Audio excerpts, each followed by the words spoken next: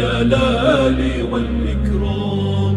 المقسط الجامع الغني المغني المانع، الله نافع النور الهادي البديع الباقي.